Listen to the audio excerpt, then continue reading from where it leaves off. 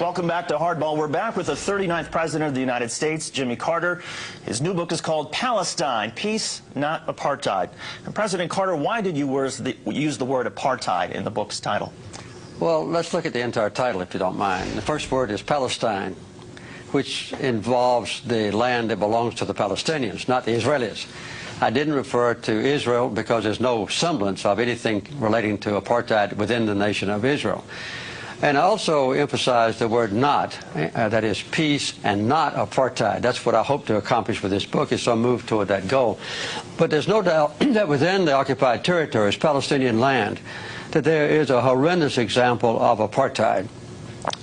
The occupation of Palestinian land, the confiscation of that land that doesn't belong to Israel, the building of settlements on it, the colonization of that land, and then the connection of those isolated but multiple settlements, more than 200 of them, with each other by highways on which Palestinians can't travel, and quite often where Palestinians cannot even cross.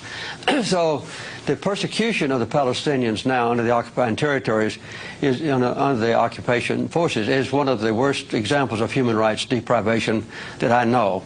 And I think even worse, though, than a place like Rwanda? Yes, I think, yes. You mean now? Yes. You're saying the impression now of the Israelis, of the Palestinians by the Israelis, is worse than a situation in Africa like the oppression of Rwandans and the Civil War? I'm not going back into ancient history about Rwanda, but right now, the persecution of the Palestinians is one of the worst examples of human rights abuse I know, because the Palestinians... When you're talking about right now, you're not talking about, say, I'm not talking about ancient history, no. Well, Rwanda wasn't ancient history, it was just a few years ago. You can talk about Rwanda if you want to. I want to talk about Palestine.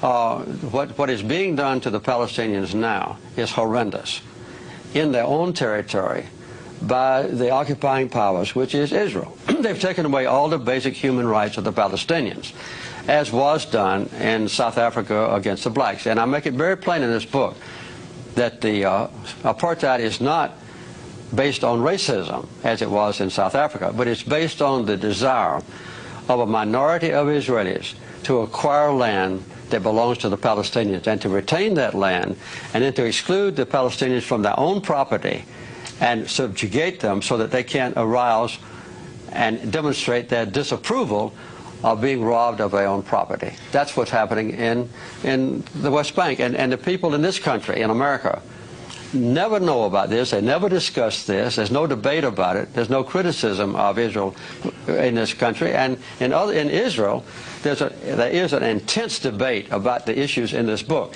In this country, no. I agree. I mean, I wish we had that sort of debate that they're having in Israel. I wish we had that in the United States. But give us a sort of sense, how much of the responsibility for the conflict, the Israeli-Palestinian conflict, do you think belongs to the Israelis for their tactics like seizing land and occupying territory that didn't belong to them? How much of it is the responsibility of the Palestinians for their suicide terror attacks and their bombings within Israel proper? Well, as a matter of fact, the basic cause of the conflict is a sustained occupation of other people's land by the Israelis. And this is a direct violation of United Nations resolutions. It's a direct violation of the International Quartet's roadmap. It's a direct violation of the commitments that leaders of Israel have made in the past at Camp David when I was president and in Oslo, promising that Israel would withdraw from occupied territories. They have failed to do so. In response to that, and I'm not excusing them, there have been acts of violence. As a matter of fact, though, Hamas, the #1 accused persons of violence, have not committed an act of suicide bombing that caused an Israeli life now since August of 2004.